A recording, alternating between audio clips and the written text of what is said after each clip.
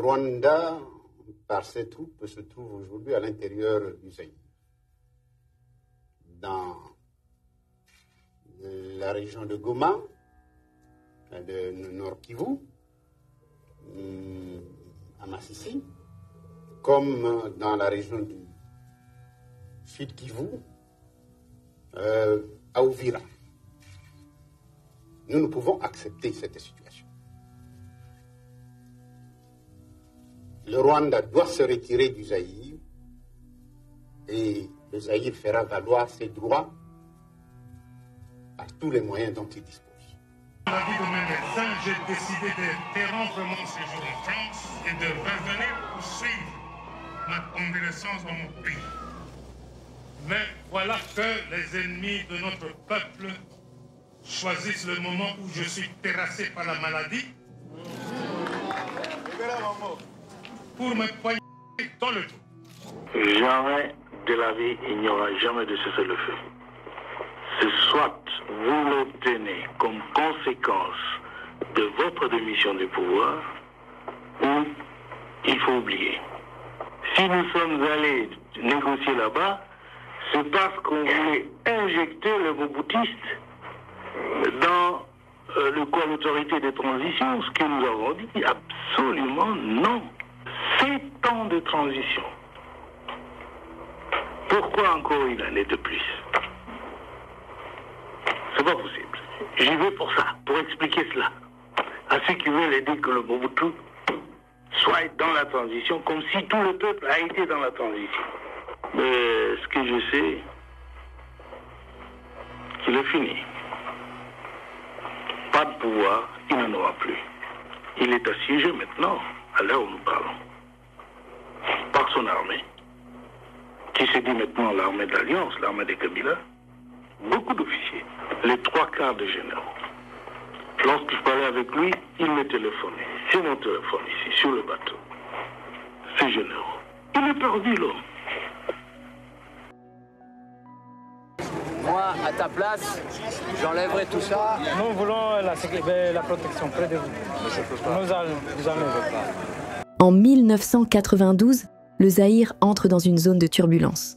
Le vent de changement qui souffle depuis la chute du bloc socialiste, conjugué à la misère d'un peuple épuisé par 4 années de crise économique, pousse le maréchal Mobutu à céder à la pression. Ses alliés occidentaux, qui jusque-là avaient soutenu son régime, commencent à se détourner de lui. Le 24 avril 1990, dans un discours resté célèbre, Mobutu annonce une série de mesures spectaculaires. La suppression de la constitution en vigueur, le renvoi du gouvernement de Kengo Wadondo, la réhabilitation du multipartisme, la libération des prisonniers politiques et surtout, la promesse d'une conférence nationale souveraine, réclamée depuis de longs mois par l'opposition et la société civile. Officiellement, c'est la fin du mouvement populaire de la Révolution comme parti unique et la naissance de la Troisième République.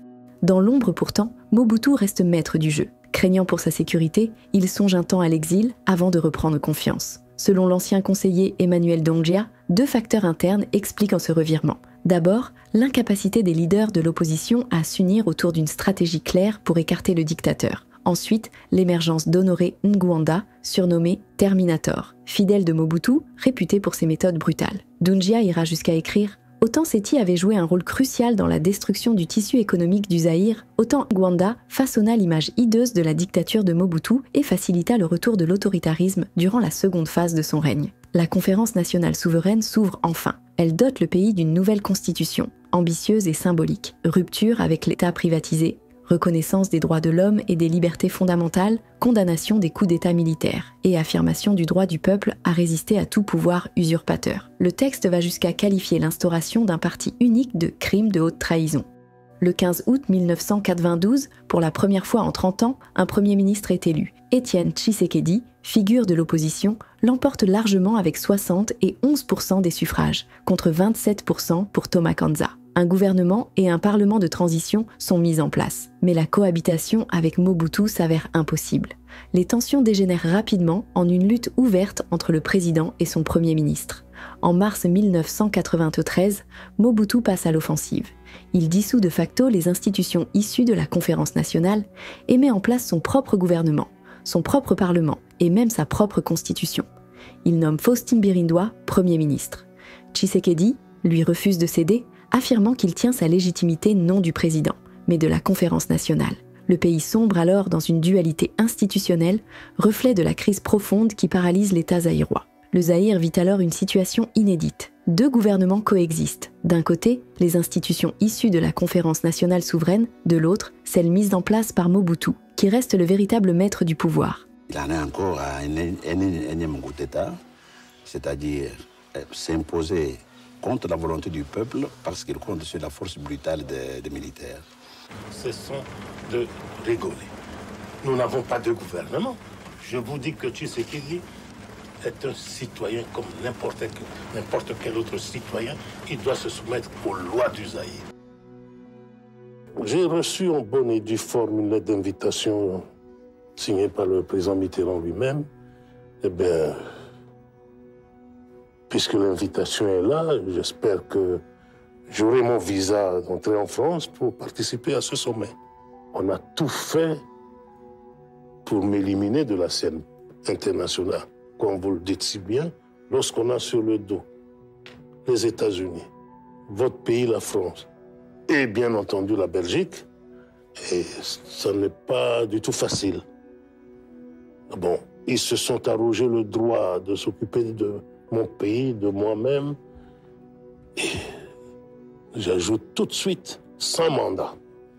Ce qui distingue Jacques Foccart des autres amis, eh bien, il vous parle en ami, et peut-être, je ne sais pas, parce qu'il connaît mon caractère, jamais, lorsqu'il vous parle, vous sentez qu'il s'ingère dans les problèmes du Zaïre, tout ça, rien. Il vous dit, eh bien, président, ceci est mal vu à l'extérieur, eh bien, si vous continuez dans cette voie-là, ça ne va pas. Ça, il vous parle en ami. En février 1993, la Troïka occidentale, Washington, Bruxelles et Paris, presse Mobutu de transférer l'essentiel de ses prérogatives à Étienne Tshisekedi, désigné Premier ministre par la conférence nationale. Le maréchal refuse catégoriquement. Les tensions inquiètent la communauté internationale, qui redoute un scénario chaotique rappelant les débuts sanglants de l'indépendance. L'OUA et l'ONU dépêchent alors des médiateurs à Kinshasa pour tenter d'obtenir un compromis. À l'intérieur du Haut Conseil de la République, Parlement de transition, HCRPT, censé servir de cadre à la transition, les partisans de Mobutu conservent une influence déterminante. À Paris, Jacques Foccart et son conseiller Bruno Delaï convainquent le président François Mitterrand qu'il est préférable de réhabiliter Mobutu afin de préserver la stabilité régionale. En octobre 1993, le maréchal est invité au sommet de la francophonie à l'île Maurice, où il s'entretient directement avec Mitterrand. Ces tractations aboutissent, le 11 janvier 1994, à la signature d'un protocole d'accord relatif aux concertations politiques, suivi d'un arrangement particulier sur le partage du pouvoir. De ces textes naît une nouvelle charte de la transition, l'acte constitutionnel du 9 avril 1994. Le HCRPT est élargi aux anciens commissaires du peuple et aux représentants de la négociation, consolidant la mainmise des pro-Mobutu. La nomination d'un Premier ministre issu de l'opposition est au cœur des débats. Mais au lieu de reconduire Tshisekedi, figure emblématique de la conférence nationale, les parlementaires élisent Léon Kengo Wadondo en juillet 1994, sous l'influence directe des chancelleries occidentales. Présenté comme l'homme de la rigueur, Kengo bénéficie d'un fort soutien de Paris et de Bruxelles. Étienne Tshisekedi proteste, mais en vain. Cette fois, ce n'est pas Mobutu qui choisit son Premier ministre, c'est l'Occident qui impose Kengo en échange d'un compromis. Le maréchal accepte de se tenir à l'écart de la gestion économique en échange de garanties sur ses biens, sa famille et le versement d'une confortable liste civile de 5 millions de dollars par mois. Ce pacte signe le retour en grâce officiel de Mobutu. En novembre 1994, il est invité en grande pompe au sommet franco-africain de Biarritz. Le dictateur, que beaucoup croyaient condamné par l'histoire, savoure alors ses retrouvailles avec Paris. Vous avez tout de même dû accepter un compromis sur certains points importants. Par exemple, madame. Sur le partage des pouvoirs. Aujourd'hui, vous passez la main au Premier ministre pour les affaires économiques, par exemple. Pourquoi? Eh bien, prenez la gestion. Moi, je garde la défense nationale, la sécurité nationale, la diplomatie. En plus du commandement des forces armées. Et c'est beaucoup. À partir de 1994, une question s'impose. Qui dirige réellement le Zaïre ? La nomination de Léon Kengo Wadondo comme Premier ministre marque le retour d'un homme expérimenté, présenté comme l'homme de la rigueur. Dernier Nbandi, après Mobutu, à se hisser au sommet du pouvoir exécutif, il devient l'un des acteurs majeurs de la transition. Mais son arrivée ouvre une lutte ouverte pour le contrôle de l'État. Dans son ouvrage, José Nimi, ancien conseiller spécial de Mobutu, se souvient. Jusqu'à mon départ, en septembre 1992, c'est Likulia et Mobutu qui, au niveau de la présidence de la République, étaient le centre de gravité de la transition et la conduisaient pour l'essentiel. Progressivement, on vit les généraux Kapama Baramoto, Eluki et Nzimbi entrer dans le jeu. Ces généraux forment bientôt un noyau dur, surnommé le Quarteron. Le général Eluki prend le commandement de l'armée, tandis que Kapama Baramoto dirige la garde civile. Le général Nzimbi, cousin par alliance de Mobutu, commande la division spéciale présidentielle et le général Mavoa occupe le ministère de la Défense nationale. Ensemble, ils s'attirent la confiance du maréchal et s'emparent du contrôle de toutes les forces armées zaïroises, ainsi que des services de renseignement civils et militaires. Mais plutôt que de restaurer une armée déjà fragilisée par les pillages de 1991 et 1993, ces hommes utilisent leur position pour se lancer dans la politique et les affaires. La cour de Mobutu devient alors le théâtre d'intérêts contradictoires, chaque clan cherchant à peser sur le Parlement, le gouvernement et même l'appareil judiciaire. Honoré Ngwanda, autre témoin clé de cette période, en tire une conclusion sévère. Mobutu avait déjà perdu l'effectivité du pouvoir durant les dernières années de la transition. Le pouvoir réel était entre les mains de deux groupes antagonistes, le pouvoir militaire et les services secrets détenus par les généraux Mavoa, Eluki, Kapama Baramoto et Nzimbi, et le pouvoir politique et financier concentré entre les mains du puissant Premier ministre Kengo, qui, grâce à son état-major politique bien structuré, contrôlait avec une main de fer tous les circuits économiques et financiers du pays. Ainsi, dans les dernières années du Zaïre, Mobutu n'est plus le seul maître à bord. Entre un Premier ministre tout-puissant sur l'économie et un quarteron de généraux contrôlant l'armée, le pays glisse vers un éclatement du pouvoir. On m'a pas dit dans le dos. Je n'ai pas apprécié, mais bref, les choses sont claires. L'agression est là. Les réfugiés sont source de beaucoup de problèmes. En 1993 et 1994, l'Est du Zaïre devient le théâtre de profonds bouleversements. Des centaines de milliers de réfugiés affluent, burundais, mais surtout rwandais, fuyant les guerres civiles dans leur pays. Au sud Kivu, des camps de fortune s'installent le long de la rivière Ruzizi. Ils abritent non seulement des civils, mais aussi des soldats de l'ancien régime rwandais et des miliciens Interahamwe, responsables du génocide. Cette tragédie est l'aboutissement d'une longue histoire. Depuis la colonisation, la société rwandaise est marquée par une fracture entre Hutus et Tutsis. Minoritaires, les Tutsis ont été favorisés par l'administration coloniale belge, accédant à l'éducation et aux responsabilités politiques. Les Hutus, majoritaires, sont restés cantonnés au travail agricole. La révolte de 1959 entraîne massacres et exodes, contraignant de nombreux Tutsis à se réfugier dans les pays voisins. Au Zaïre, ces exilés, appelés Banyarwanda, s'installent durablement. Dans les années 1960, leur présence est déjà remarquée. Ernesto Che Guevara, venu soutenir la rébellion de Laurent Kabila au maquis de Fizi, écrit dans son journal « On entendait souvent parler des ennuis d'un soldat rwandais qui manquait du nombre de vaches requis par le père de la femme de ses rêves. » Dans les années 1980, ces exilés prennent part à d'autres luttes régionales. En Ouganda, ils rejoignent la rébellion de Yoweri Museveni. Lorsque ce dernier prend le pouvoir en 1986, plusieurs réfugiés rwandais accèdent à des postes clés. Fred Rwigema devient commandant en chef adjoint et Paul Kagame est nommé directeur du renseignement militaire. Mais très vite, Museveni se lasse de ses alliés rwandais. Kigali refuse catégoriquement le retour des exilés, arguant que le Rwanda est trop petit pour les accueillir. En 1987, les réfugiés forment alors le Front patriotique rwandais, FPR, dont l'objectif est de renverser Habyarimana. Le 1er octobre 1992, le FPR attaque le Rwanda depuis l'Ouganda. Pris de court, Habyarimana fait appel à son vieil allié, Mobutu. Celui-ci envoie une unité d'intervention commandée par le général Maele. Les militaires zaïrois, aux côtés des forces armées rwandaises, repoussent les rebelles de Kagame jusqu'en Ouganda. Mais le 6 avril 1994, tout bascule. L'avion du président Habyarimana est abattu au-dessus de Kigali, déclenchant le génocide le plus meurtrier de la fin du XXe siècle. En quelques semaines, près d'1 million de Tutsis et de Hutus modérés sont massacrés. Le FPR de Kagame prend le pouvoir à Kigali, tandis que plus de 2 millions de Hutus, civils, soldats et miliciens, fuient vers le Zaïre. Mobutu accueille ces réfugiés et va jusqu'à organiser les funérailles d'Habyarimana à Gbadolit. Ces aéroports servent de base logistique pour l'opération française Turquoise. En quelques jours, Goma et Bukavu voient l'installation de gigantesques camps, regroupant près d'1,5 million de personnes. Mais parmi elles se trouvent aussi les ex-FARC et les milices Interahamwe, arrivées avec armes et munitions. Pour Paul Kagame, au pouvoir à Kigali, cette situation est intenable. Les camps de réfugiés deviennent des bases arrières pour les forces hostiles au Rwanda. La guerre du Rwanda venait de se transférer au Zaïre. Dès lors, Kigali et ses alliés régionaux, dont l'Ouganda, conçoivent un plan d'intervention. Officiellement, il s'agit de démanteler les camps et de neutraliser les miliciens génocidaires. En réalité, il s'agit aussi d'affaiblir Mobutu. L'organisation par Mobutu des funérailles d'Abiyarimana à Gbadolit est perçue comme un défi par le nouveau régime rwandais.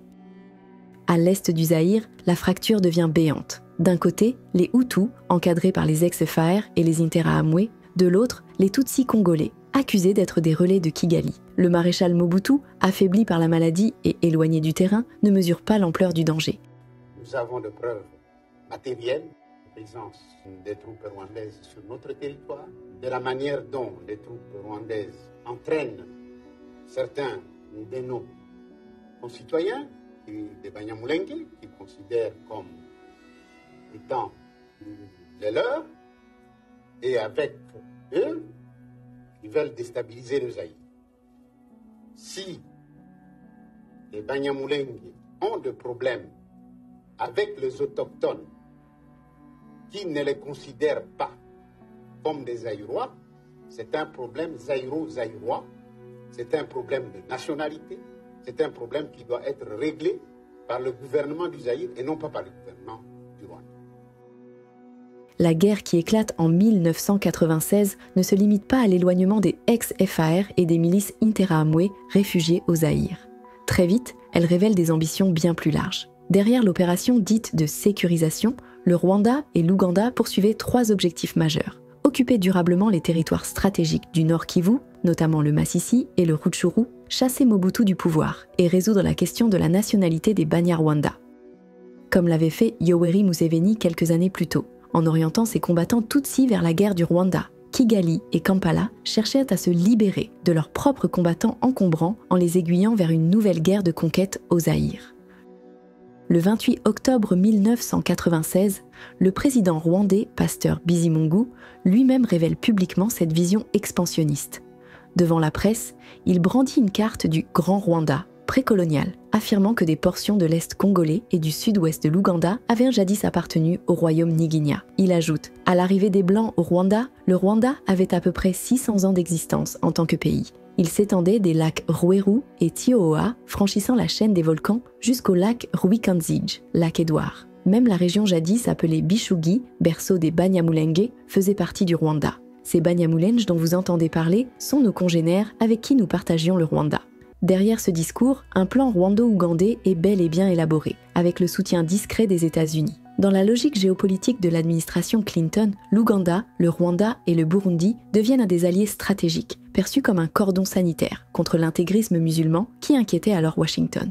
Pour masquer cette intervention étrangère, Kigali et Kampala fédèrent plusieurs groupes congolais mécontents sous une bannière commune, l'Alliance des forces démocratiques pour la libération du Congo, AFDL. Les partis rassemblés sont le Parti de la Révolution populaire, PRP, de Laurent-Désiré Kabila, le Conseil national de résistance pour la démocratie, CNRD, d'André Kissasé Ngandou, le Mouvement révolutionnaire pour la libération du Zaïre, MRLZ, d'Anselme Masasouni Ndaga et l'Alliance démocratique des peuples, ADP, de Déogracias Bougera. Le 18 octobre 1996, un protocole d'accord pose déjà les fondations idéologiques et stratégiques de l'Alliance. Laurent-Désiré Kabila est désigné porte-parole, spokesman de l'AFDL. André Kissasé Ngandou en est le premier commandant militaire de l'Alliance, une position qui lui aurait permis de s'ériger en président de l'AFDL. Le 23 octobre 1996, les différentes factions rebelles scellent officiellement la création de l'AFDL, en signant les accords de Lemera. Cet accord formalise l'union des divers groupes armés et définit les engagements du mouvement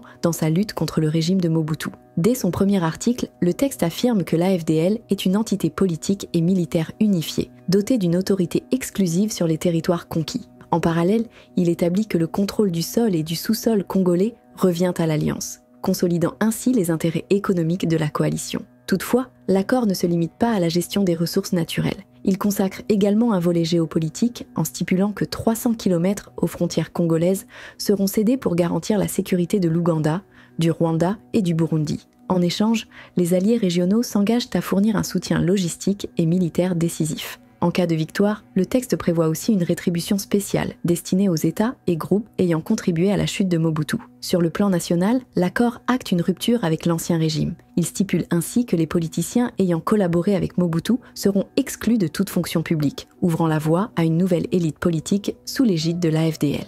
Par ailleurs, la question identitaire occupe une place centrale dans le texte. L'AFDL reconnaît la nationalité congolaise aux Banyamulenge et Banyarwanda installés avant 1960, répondant ainsi aux revendications de ces communautés. Enfin, l'accord opère une évolution linguistique en instituant le swahili et l'anglais comme langues officielles aux côtés du français. L'AFDL, composée essentiellement des soldats rwandais, était prêt à envahir le Zaïre, il manquait juste un prétexte. L'installation massive des réfugiés Hutus au Zaïre, à la suite de la victoire du FPR en 1994, bouleverse l'équilibre fragile des Kivu. En quelques mois, près d'1,1 million de personnes s'entassent dans des camps autour de Goma et Bukavu, où se mêlent civils, ex-forces armées rwandaises et miliciens Interahamwe armés. Cette présence transforme l'Est du Congo en arrière-base potentielle de la guerre rwandaise, tout en attisant les tensions avec les communautés locales. Dès lors, les Banyarwanda du Zaïre, longtemps perçus comme un seul groupe, se fracturent. Les Tutsis, rentrés massivement au Rwanda après la victoire du FPR, ne sont plus associés aux Hutus réfugiés, désormais accusés d'abriter des génocidaires. Les Banyamulenge du Sud Kivu, quant à eux, refusent le rapatriement. Installés depuis des décennies sur les hauts plateaux, ils entendent y demeurer, quitte à prendre les armes. Beaucoup avaient déjà combattu aux côtés du FPR et bénéficièrent désormais du soutien logistique de Kigali et, dans une moindre mesure, de Bujumbura. En septembre 1995, le ministre Jean Anzuluni Bambe, en tournée au Sud Kivu, appelle publiquement au rapatriement de tous les réfugiés rwandais et burundais, assimilant dans le même mouvement les Banyarwanda installés au Congo. Cette assimilation alimente la confusion. Aux yeux d'une partie de l'opinion congolaise, les Banyamulenge deviennent des étrangers, et donc des indésirables. Face à cette crispation, le gouvernement de Léon Kengo Wadondo tente de dissocier les deux dossiers. D'un côté, les réfugiés Hutus du génocide et de l'autre, la nationalité des Banyarwanda. Une décision est même prise le 31 décembre 1995. Tous les réfugiés devaient être renvoyés au Rwanda. Mais la communauté internationale, l'ONU, l'OUA et plusieurs chancelleries occidentales s'y opposent, malgré 2 résolutions adoptées en ce sens. Dans un témoignage télévisé, Léon Kengo révèle qu'il dut céder à la pression de Mobutu lui-même. « J'avais décidé de rapatrier les réfugiés rwandais. Le maréchal m'a ordonné de changer ma décision. » Entre-temps, la situation se détériore. Les violences contre les Banyarwanda se multiplient. Le 25 janvier 1996, un raid mené par des miliciens Maï-Maï à Biboué entraîne l'assassinat d'au moins 10 Banyarwanda. Beaucoup d'autres sont pourchassés, leur village incendié. Face à cette recrudescence, des centaines de familles Tutsis fuient le Zaïre pour se réfugier au Rwanda. À leur arrivée, le gouvernement de Kigali les installe dans des camps à Gisenyi et rappelle publiquement leur appartenance à la nationalité zaïroise. Un geste lourd de sens, qui justifie implicitement le droit du Rwanda à intervenir pour les protéger. Dans ce climat de tension croissante, le Premier ministre Léon Kengo Wadondo, en visite à Kigali, adopta une position ambiguë sur la question des réfugiés rwandophones. Il reconnut la difficulté de leur réintégration dans la société zaïroise, mais remit en cause la validité de leurs revendications à la nationalité. Même si le gouvernement leur reconnaissait officiellement la nationalité zaïroise, expliqua-t-il, l'hostilité des populations autochtones compliquerait leur réintégration. Ces déclarations marquèrent une fracture. Dès septembre 1996, la situation dégénéra rapidement. À Uvira, des violences éclatèrent contre les Tutsis et s'étendirent en quelques semaines à Bukavu et Goma. Dans le sud Kivu, les Banyamulenge, eux-mêmes menacés, prirent les armes et menèrent des attaques ciblées contre les camps de réfugiés Hutus installés dans la région. Les menaces se firent de plus en plus explicites. Le vice-gouverneur du Sud Kivu multiplia les avertissements à la radio officielle, appelant les Banyamulenge à quitter le pays. Plus grave encore, le commissaire de la zone d'Uvira lança un véritable appel à la violence. Lors d'un discours prononcé dans un temple protestant, « Quand vous rencontrez un serpent sur la route, que faites-vous? Vous tuez, n'est-ce pas? Alors, qu'attendez-vous? Ne voyez-vous pas des serpents parmi nous ?» Sous prétexte de protéger les Banyarwanda, le 18 octobre 1996, les troupes de l'Alliance des forces démocratiques pour la libération du Congo-Zaïre, AFDL, déclenchèrent un assaut depuis les montagnes d'Uvira, attaquant les camps de réfugiés. Cet épisode marqua le début officiel de la première guerre du Congo. Pour la première fois depuis 3 décennies de clandestinité, Laurent-Désiré Kabila sortit de l'ombre. À Uvira, dans un meeting, il annonça clairement son objectif, renverser le régime de Mobutu. Alors qu'Uvira tombait aux mains de l'AFDL, les fidèles du Parti de la Révolution populaire, PRP, peinaient à convaincre la population que l'heure de la libération avait sonné. De nombreux témoignages concordent. Pour la majorité des habitants, l'avancée de ces rebelles était perçue avec méfiance et inquiétude. Certes, on se réjouissait de la fuite d'une armée zaïroise qualifiée de pillard, mais les questions restaient nombreuses. Qui étaient réellement ces combattants ? Quels étaient leurs objectifs ? Beaucoup les considéraient comme des étrangers venus du Rwanda et craignaient la sauce à laquelle ils allaient être mangés. Le 30 octobre 1996, l'AFDL s'empara de Bukavu, après avoir pris Nyangezi 4 jours plus tôt. L'entrée des rebelles dans la ville fut marquée par des pillages et des violences. L'une des victimes les plus marquantes fut l'archevêque catholique de Bukavu, Monseigneur Christophe Munzihirwa, assassiné le 29 octobre. Un témoin rapporte « Actuellement, on assiste à 2 types de pillages. Le pillage de voisinage, mené par des Zaïrois, et le pillage par les nouveaux arrivés. Celui-ci se divise encore en 2. Le pillage autour des maisons occupées par les soldats et le pillage ciblé sur les véhicules et les motos. Des témoignages font état d'un trafic de véhicules en direction du Rwanda. Le 1er novembre, Goma tomba à son tour, mais dans des conditions bien plus dramatiques. La prise de la ville fut précédée par le bombardement intensif du camp de Mugunga, alors décrit comme le plus grand camp de réfugiés du monde. Les combats entraînèrent le massacre de milliers de réfugiés Hutus. Ce fut l'un des épisodes les plus sanglants de cette guerre naissante. Un prêtre français, présent dans la ville au moment des événements, rapporte « Ceux qui s'emparèrent de Goma n'étaient pas des Banyarwanda Banyamulenge, comme la presse étrangère l'avait affirmé, mais bien des éléments de l'armée régulière rwandaise, ce que Paul Kagame, à l'époque vice-président, reconnaîtra d'ailleurs plus tard. Les forces militaires de l'Alliance utilisent le travail des organismes d'aide pour attirer les réfugiés, les faire sortir de la forêt et les interceptent avant qu'ils n'arrivent au poste de secours et s'en débarrassent dans des conditions effroyables. Dès leur entrée dans Goma, le vendredi 1er novembre 1996, les soldats se sont mis à la recherche des soldats zaïrois et des réfugiés Hutus. Tout réfugié trouvé devait être abattu. Tout réfugié était appelé Interahamwe. La dialectique des rebelles consiste à dire que les réfugiés qui ne sont pas rentrés au Rwanda sont tous des génocidaires. Des charniers très nombreux témoignent de la volonté systématique d'en finir avec les réfugiés.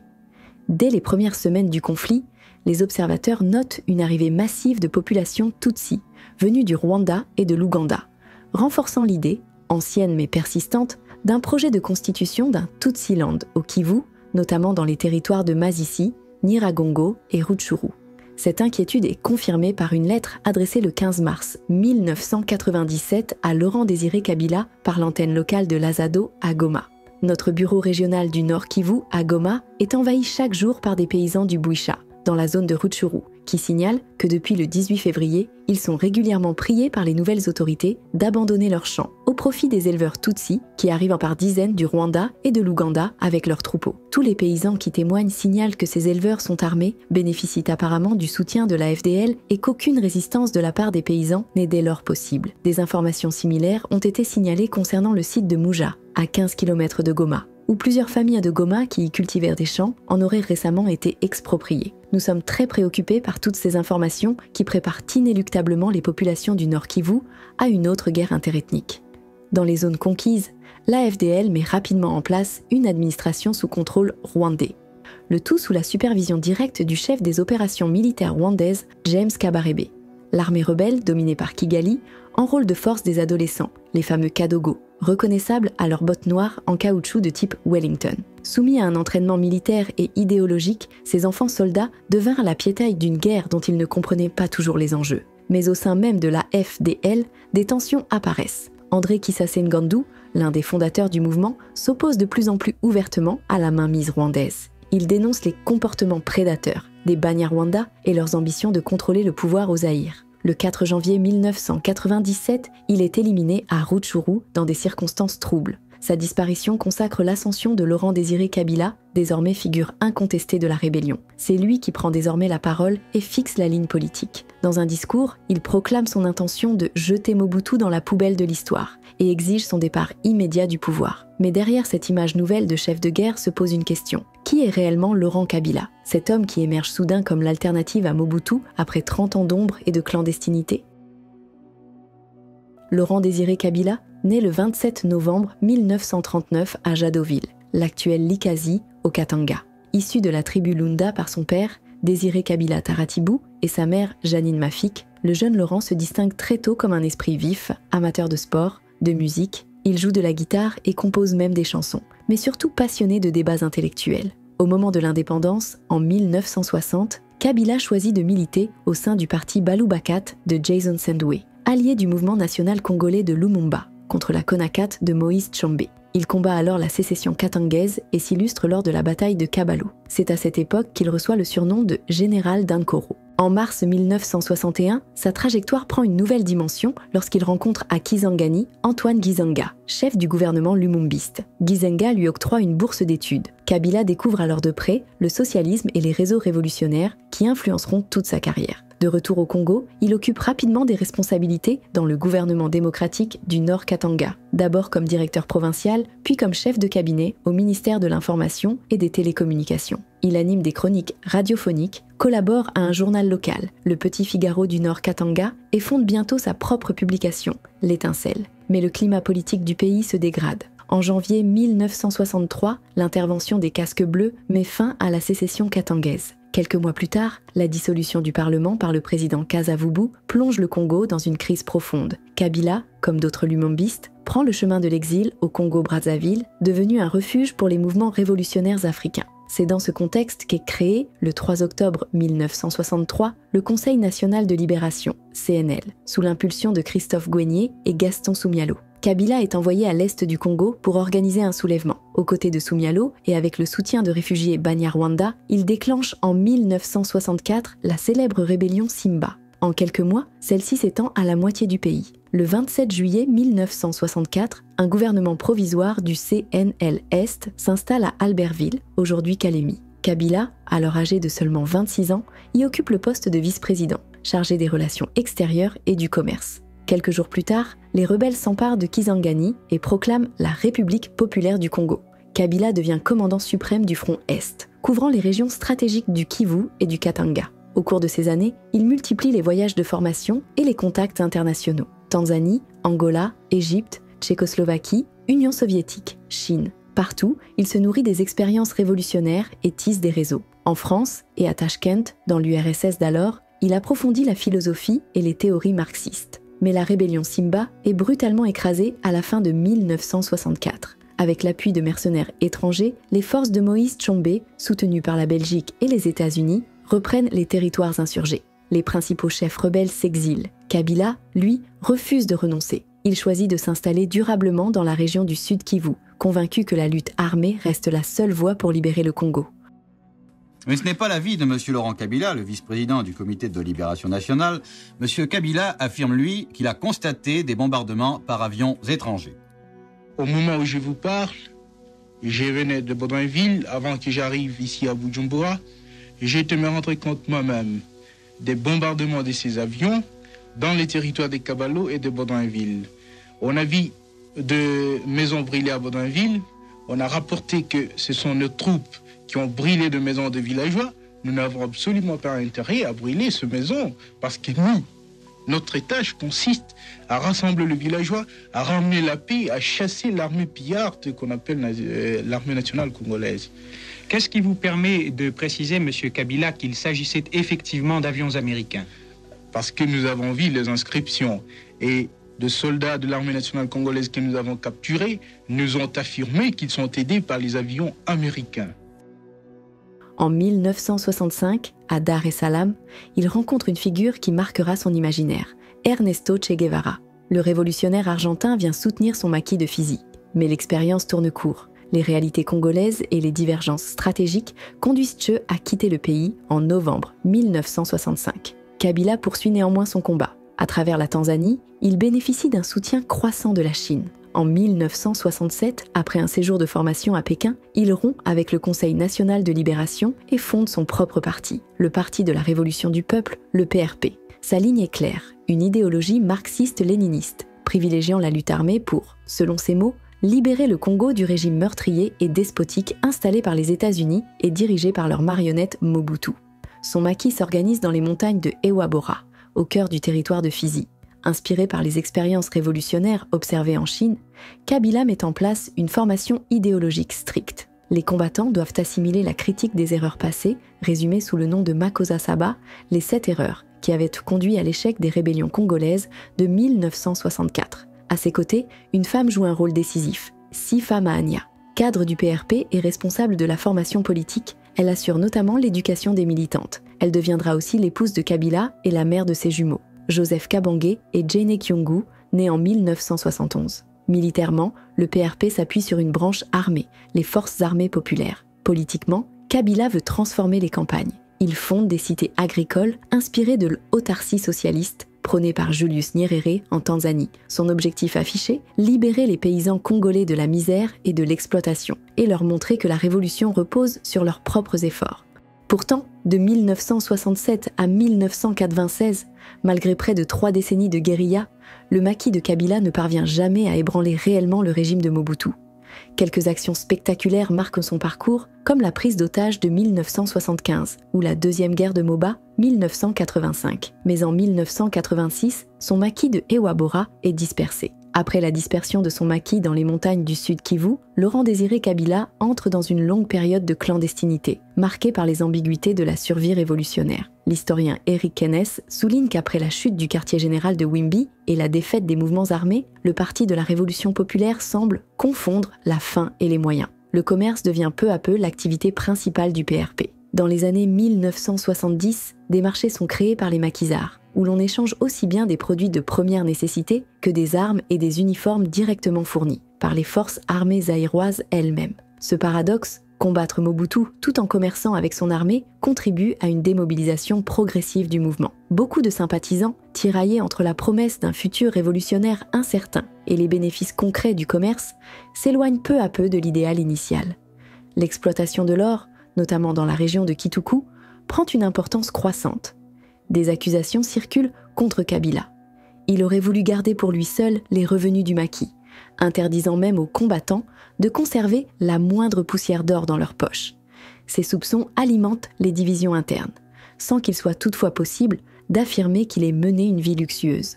Au début des années 1980, Kabila élargit ses activités. Avec son ami Kazadi Niembwe, il s'implique dans divers trafics, du commerce de diamants au vol de cuivre et de cobalt. Déguisés en cadres de la Gécamine, ils auraient écoulé frauduleusement ces minerais via le port de Dar es Salaam avec la complicité d'agents de l'ambassade du Zaïre en Tanzanie. Autant de petites affaires, souvent à durée de vie limitée, qui brouillent l'image du révolutionnaire intransigeant. Ces années d'éparpillement éloignent Kabila du terrain. Installé entre Kampala et Dar es Salaam, il apparaît rarement dans les maquis, laissant la gestion quotidienne du PRP aux responsables locaux. Certains militants ne l'ont même jamais vu. C'est dans ce contexte de semi-exil que Kabila reprend contact en 1995 avec Yoweri Museveni. Le président ougandais, probablement conseillé par Julius Nyerere, le met en relation avec Paul Kagame. Le 11 novembre 1995, selon un témoignage, Kabila, accompagné de son fils Joseph et de son compagnon Justin Molelwa, arrive à Kigali. Mais il ne vient pas en stratège reconnu. Il est sollicité comme l'un des nombreux chefs rebelles congolais, davantage pour son identité nationale que pour sa force militaire réelle.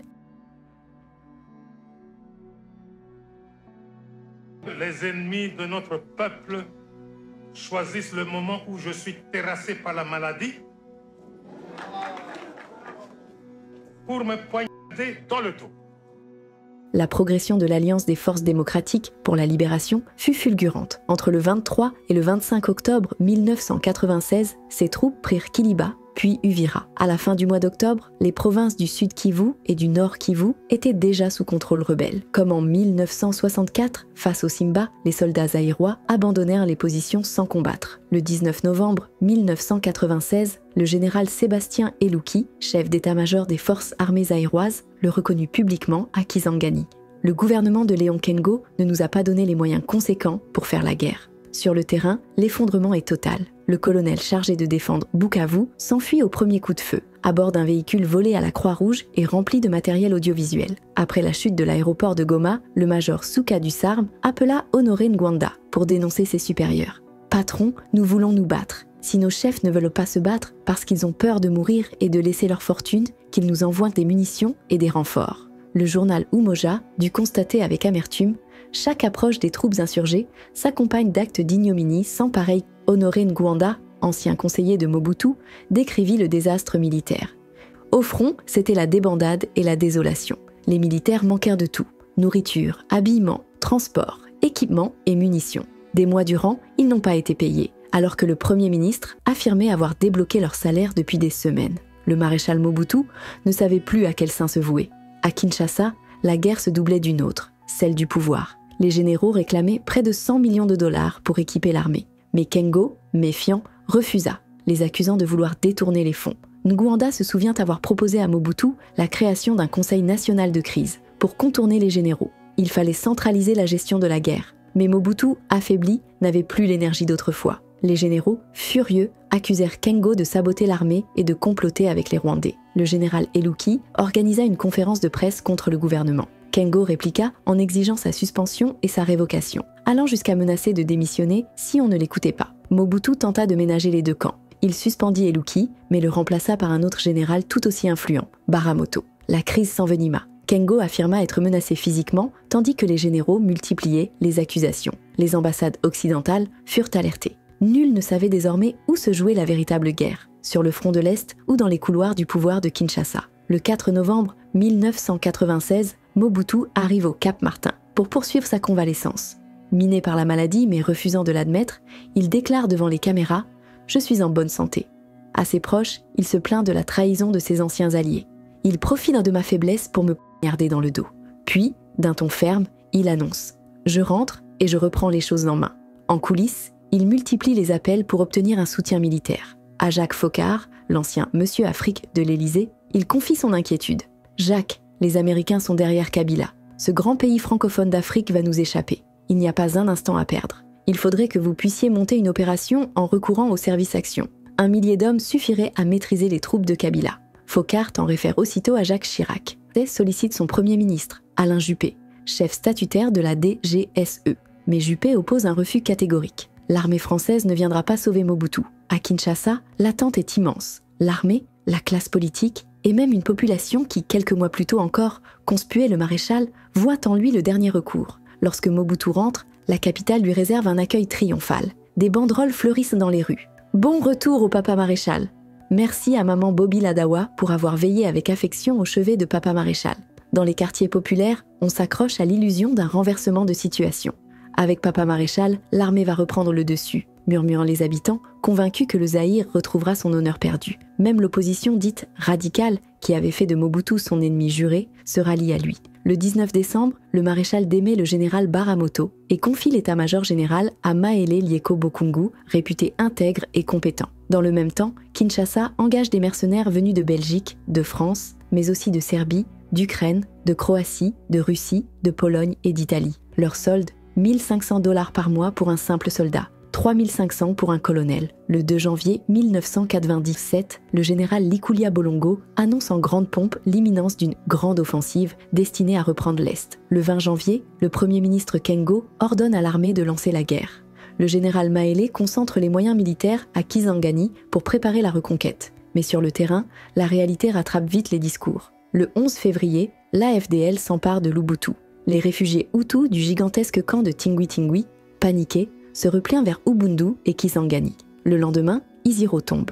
Le 6 mars, c'est Kindu qui est occupé. À Kinshasa, l'avance rebelle provoque des querelles sans fin. Le gouvernement accuse l'état-major accuse le gouvernement. Le 8 mars, le ministre des Finances publie un chiffre précis. Les dépenses globales de la guerre de l'Est s'élèvent à 76 453 705,54 $. Elles comprennent la dotation des phases, les équipements, les munitions, les affrètements d'avions, les véhicules et matériel roulant. Il faut que l'on puisse mettre un terme à la situation d'abord des Iraniens dans le camp politique des Zaïrois et naturellement que l'on mette fin à la souffrance de notre peuple par une transition pacifique du pouvoir.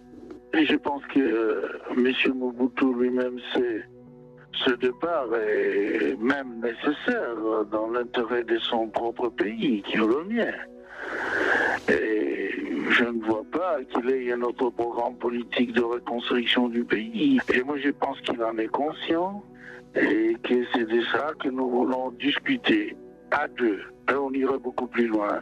plus vite. Je l'ai toujours dit qu'il fallait que l'on parle directement et non par personne interposée et surtout pas par organismes internationaux interposés qui vont faire traîner des négociations que et que personne ne va bénéficier, sinon que le peuple en pâtirait une fois encore. S'il le demande poliment, je ne peux pas refuser de parler à un compatriote, vous allez voir. Mais être à Goma et dire je lui donne 3 jours, s'il ne répond pas, ce n'est pas mon genre, ce n'est pas ma nature. Je peux pas. Dès les premiers succès sur le terrain, l'AFDL exigeait que Mobutu laisse tomber le pouvoir. Restait l'étape décisive, Kisangani, où le régime avait encore massé des forces. Le 11 mars 1997, lors d'un meeting en Swahili, rassemblant près de 10 000 personnes à Kindu, Laurent-Désiré Kabila posa la question à la foule.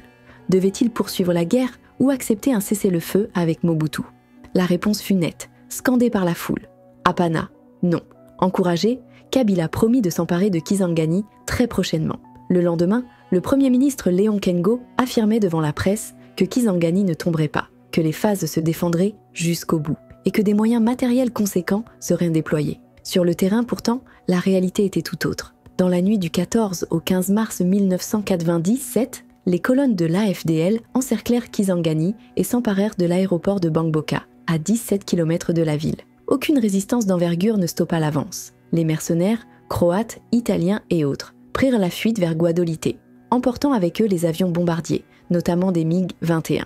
Le 15 mars, Kisangani était occupé. La chute se fit presque sans combat. Les autorités locales et certaines unités de la FAS avaient d'abord livré la ville au pillage, montrant la déliquescence du pouvoir central. Comme l'écrivit alors la référence plus, les soldats n'ont aucune envie de mourir pour un groupe de profiteurs qui alignent multiples épouses, villas somptueuses, comptes en banque bien garnis et parcs automobiles dignes de bourgeois. La FDL contrôlait désormais l'ensemble de l'Est, Sud Kivu, Nord Kivu, Maniema, la province orientale et le district du Tanganyika au Katanga. La prise de Pweto, au Haut-Katanga, ouvrait la route vers Lubumbashi. L'entrée en guerre de l'Angola, aux côtés de la FDL, scella le sort du régime. Les grandes villes tombaient les unes après les autres. Mbuji-Mayi le 5 avril, Lubumbashi le 9 avril, où la FDL établit rapidement son quartier général. Dans ces bastions conquis, Kabila reçut sénateur et homme d'affaires, signa des accords et passa des contrats cédant l'exploitation de mines à des multinationales. Signe que la victoire était aussi l'ouverture d'une nouvelle ère économique. Ce sont des hommes d'affaires. Ils savent saisir le bon moment, c'est ça. Confronté à la débandade militaire et à l'effondrement des fronts, Mobutu réalisa qu'une contre-offensive foudroyante était impossible. Il tenta alors de négocier pour sauver ce qui pouvait l'être. À Ngwanda, il confia « Dis à Kabila que je suis disposé à discuter avec lui la mise sur pied d'une nouvelle structure provisoire pour une transition pacifique et sans exclusion. Il n'y aura pas de sujet tabou. Le gouvernement, la fusion des armées, mais la machine politique s'effondra rapidement. Le 24 mars, Léon Kengo remit sa démission. Le 2 avril, Mobutu nomma Étienne Tshisekedi chef du gouvernement. Tshisekedi, qui cherchait à composer un exécutif monocolore, excluant les mobutistes, affirma publiquement son attitude vis-à-vis de la rébellion et de Kabila. « Je suis sûr qu'en ce moment le camarade Kabila doit jubiler. » Il proposa 6 portefeuilles à l'AFDL, une tentative d'apaisement politique qui ne trouva pas d'écho. Kabila rejeta l'offre. Sa réponse fut sans ambiguïté. « Nous luttons contre ce régime. Mobutu doit quitter le pouvoir. » La trajectoire était tracée, l'armée s'était effondrée, les institutions se désagrégeaient. Et la volonté de Kabila, soutenue militairement par ses alliés régionaux, devenait irrésistible. Le régime de Mobutu, une fois perçu comme indéboulonnable, venait d'entrer dans sa phase terminale. Le 9 avril 1997, Mobutu écarte Étienne Tshisekedi et nomme le général Likulia Bolongo Premier ministre. Celui-ci forme un gouvernement dit de salut national, réunissant opposition radicale, opposition modérée et partisans du président. Mais l'heure n'est plus au compromis. Les négociations menées sous médiation internationale échouent et la guerre continue sa marche inexorable. Le 2 mai 1997 a lieu une rencontre historique à bord du navire sud-africain Outeniqua. Sous l'égide de Nelson Mandela, Mobutu et Laurent-Désiré Kabila se retrouvent face à face. Mais la rencontre vire à la farce. Kabila refuse de croiser le regard de Mobutu, persuadé que ce dernier pourrait l'envoûter. À l'époque, il était couramment affirmé que Mobutu consultait sorciers et marabouts avant toute décision importante. Mandela, témoin de cette méfiance, mesure l'impossibilité d'un accord. Le 16 mai, Mobutu quitte Kinshasa pour Guadolité. Le communiqué officiel annonce qu'il a arrêté toute intervention dans les affaires de l'État. Son départ n'est pas sans danger. Selon le colonel Motoko, l'avion présidentiel échappa de justesse à une tentative d'attentat. Des missiles avaient été installés dans la ferme de Lokali sur la trajectoire de décollage. Le général Nzimbi et Seti comptaient mettre l'attentat sur le dos de Kabila, affirme Motoko. Prévenu, il ordonne au pilote de modifier sa trajectoire. L'avion décolle, mais Mobutu vient d'échapper à la mort. Après l'échec de ce complot, le général Nzimbi s'enfuit vers Brazzaville, tandis que le général Baramoto gagne l'Afrique du Sud. À Kinshasa, le général Likulia croit hériter du pouvoir, mais il est rapidement dépassé. Le général Maélé, chef d'état-major des phases, entre discrètement en contact avec Kabila et avec des chancelleries occidentales. Il conseille aux officiers de ne pas se battre. Des témoins affirmeront avoir entendu des conversations téléphoniques entre Maélé et Kabila, par liaison satellitaire en pleine guerre. Dans la nuit du 16 au 17 mai, alors qu'il tente de convaincre ses hommes d'éviter un bain de sang, Maélé est assassiné au camp Tchachi. Informé, Mobutu aurait exprimé un regret sincère. Mais il est trop tard. La bataille de Kinshasa n'aura pas lieu. Le 17 mai 1997, les premiers Kadogo de la FDL, ces enfants soldats enrôlés par Kabila, entrent dans Kinshasa. La population les acclame en criant « Libérateur !» Resté à Lubumbashi, Kabila proclame sa victoire et se déclare président. Le Zaïre n'existe plus. Il devient la République démocratique du Congo. Le lendemain, 18 mai, à Guadolité, la fuite s'organise dans la confusion. Selon le colonel Motoko, il dut littéralement forcer Mobutu et son épouse à monter dans une Mercedes. La voiture fonce jusqu'à l'aéroport et pénètre directement dans un cargo prêt à décoller, moteur tournant. Mais déjà, les premiers éléments de la DSP, restés fidèles, ouvrent le feu. L'avion s'élance, criblé de balles. Arrivé à Lomé, on comptera 6 impacts sur la carlingue. Mobutu venait d'être renversé par la force des armes. Lui qui avait promis « On ne dira jamais de moi ». Voilà l'ancien président du Zaïre. Venait de quitter définitivement sa ville de Guadolité, son palais et le pays qu'il avait façonné à son image. Après 5 jours d'attente à Lomé, les capitales européennes lui ferment leurs portes. Le 23 mai, il atterrit finalement à Rabat, au Maroc. Là, il s'éteint le 7 septembre 1997, épuisé, malade et terriblement diminué. À sa mort, il ne pesait plus que 40 kilos. L'homme qui avait incarné l'État zaïrois pendant plus de 3 décennies mourait en exil, loin de son peuple et de son pouvoir. Le long règne du maréchal Mobutu Sese Seko tenait en grande partie à la loyauté de sa garde personnelle, la division spéciale présidentielle, la DSP. Véritable milice tribalisée, elle avait pour mission exclusive la protection du chef de l'État, de sa famille et de ses biens. Mais cette fidélité affichée n'allait pas survivre à la chute du régime. Dès 1996, lorsque la rébellion éclate à l'Est, les soldats de la DSP basés à Goma refusent d'aller au combat. Leur rôle, affirme-t-il, se limite à défendre Mobutu et ses proches. Leur priorité, protéger Guadolité, la ville natale du président, véritable sanctuaire où résidait sa famille. Un détachement y était cantonné en permanence. Mais derrière le prestige apparent, la réalité était moins reluisante. Un témoin raconte « C'était encore pire pour eux que pour les soldats ailleurs dans le pays. Ils ne pouvaient pas piller. Car si par malheur ils tombaient sur la famille de Mobutu, ça bardait. Chaque fois qu'ailleurs dans le pays des soldats pillaient, ils disaient « Patience, notre heure viendra ». Le quotidien des gardes était marqué par la pauvreté, malgré la proximité des fastes du régime. Certains vivaient dans des cases derrière le palais, leurs femmes cultivant du maïs pour nourrir la famille. Pendant ce temps, ils assistaient aux excès et aux privilèges de la cour présidentielle. Cette frustration se transformait peu à peu en colère. Lorsque la fuite de Mobutu est confirmée en mai 1997, la DSP, livrée à elle-même et convaincue d'être condamnée par la FDL, laisse éclater sa rage. La garde présidentielle se retourne contre celui qu'elle avait juré de protéger. En 4 jours, Guadolité est ravagée. Les soldats DSP pillent sans retenue les résidences de Mobutu et de ses proches, mais aussi celles des barons du régime. Les tombes de la famille sont profanées. Un observateur résume la scène. 4 jours de pillage ont suffi pour faire de Guadolité une ville fantôme. Les luxueuses villas le long du boulevard Mobutu, où les dignitaires séjournaient, sont abandonnées. Le contenu de leur maison est dispersé parmi les cases dans un large périmètre. Mais la vengeance ne s'arrête pas aux biens du clan présidentiel. L'hôpital, les maisons des habitants, la bibliothèque de l'Alliance franco-zaïroise et même le tabernacle de la paroisse Saint-Joseph sont mis à sac. Des violences inouïes s'abattent sur les civils. Des enfants sont violés, des familles brisées. Guadolité, symbole du pouvoir de Mobutu, devient en quelques jours une cité fantôme, vidée de son faste, plongée dans le chaos et la désolation. Comment voulez-vous qu'un de vos confrères puisse prouver que je dispose d'un compte à Lausanne? Je n'ai pas de compte à Lausanne, mais plus J'ai 2 comptes à Genève, mais je n'ai pas un seul compte à Lausanne. Mais j'ai toute la collection, noir sur blanc. Chaque année, il transfère autant de millions, autant de soucis. Comment peut-il le prouver? Mais on n'est pas là pour ça. Moi, je sais prouver qu'il a volé l'État, mais votre compatriote ne sait pas prouver que moi, j'ai volé l'État. Voilà toute la différence. Parce que chaque année, vous savez, devant un tribunal, mon avocat peut dire, écoutez, monsieur le journaliste, chaque année, voilà, budget 73, voici ce qui est mis à la disposition de Mobutu. Donc, officiellement, et c'est voté par l'Assemblée nationale. Je dis officiellement, et c'est voté sous forme de loi promulguée par moi. Et je ne touche qu'à ça. Avec ce montant, je peux payer n'importe quel voyage, affréter n'importe quel avion, même acheter une villa à Savine, avec ce qui m'est alloué. Voilà comment le chef de l'État dispose de ces fonds. Je peux, avec ce fonds, m'acheter une villa à Sabine, puisque c'est voté par l'Assemblée nationale et promulgué sous forme de loi. Voilà toute la vérité. Ne croyez-vous pas, Monsieur le Président, que dans l'avenir, les Belges seraient très fiers si le Zaïre devenait le premier pays de l'Afrique? Ah non, il ne faut pas dire dans l'avenir, tout de suite. Maintenant, au moment où nous parlons, il faut que notre réussite, notre succès puisse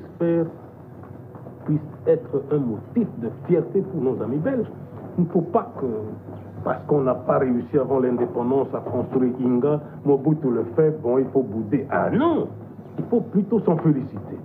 Dire, voilà, un ami, nous l'avons colonisé, mais maintenant, ça peut être un motif de fierté.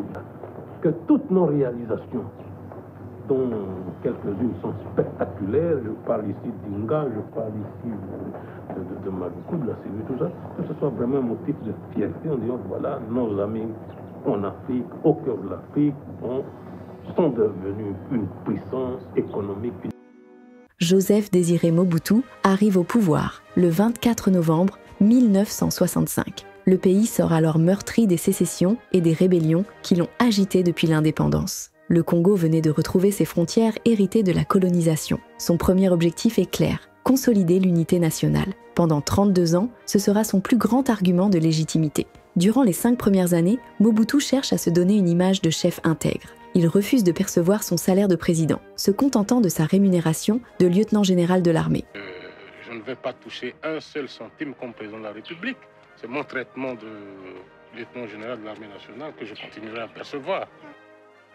Sous sa direction, l'économie est redressée, de grands travaux lancés, et le Zaïre affiche un visage de prospérité. Les réalisations sont impressionnantes. La cité de l'Oie, la cité de la voie du Zaïre, la sidérurgie de Maluku, la route nationale Kinshasa-Kikwit, les aéroports internationaux de Goma, Kisangani et Bukavu, le palais du peuple, le stade des martyrs, le pont maréchal de Matadi, les barrages d'Inga et la ligne haute tension Inga-Chaba. À cela s'ajoute la foire internationale de Kinshasa, des usines comme la Sotexki, des infrastructures modernes et des palais présidentiels fastueux. C'est aussi sous son règne que les Léopards remportent 2 fois la Coupe d'Afrique des Nations, en 1968 et 1974. À l'international, Mobutu devient un partenaire recherché. En mars 1971, en visite officielle à Paris, le président français Georges Pompidou le salue en ces termes.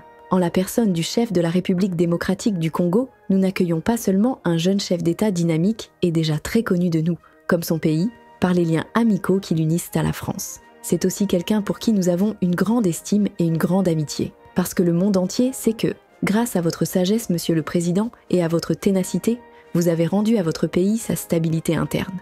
Vous avez fortifié son unité. Vous avez refait sa prospérité économique et financière. Et vous lui avez rendu sa place parmi les nations et, en premier lieu, parmi les États africains. Mais derrière les fastes et les succès se cachent des failles profondes. Le projet de zaïrianisation, censé créer une classe moyenne nationale capable de porter l'économie, tourne au fiasco. La corruption gangrène l'État et détourne les plans économiques. Le règne de Mobutu peut se lire en 3 grandes séquences. 1967-1974, l'âge d'or, marqué par le redressement économique, les grands travaux et la prospérité apparente. 1975-1989, la descente progressive, une période de crise économique, de mauvaise gestion, où la corruption bloque tout redressement réel. 1990-1997.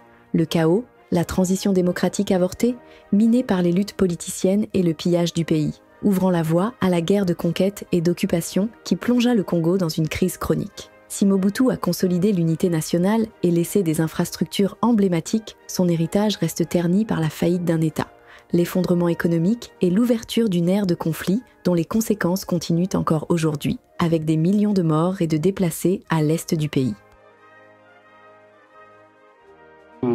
Sur le plan de l'industrialisation, c'est bien la sidérurgie de Maluku, c'est bien le pont que nous allons jeter sur le fleuve Zaïre à Matadi. Tout ça, c'est bien, ça va aider le pays sur le plan économique et social, mais l'essentiel a été et reste pour moi la prise de conscience nationale. Cet orgueil national qu'on trouve chez n'importe qui parmi mes concitoyens, c'est ça qui compte pour moi. 1.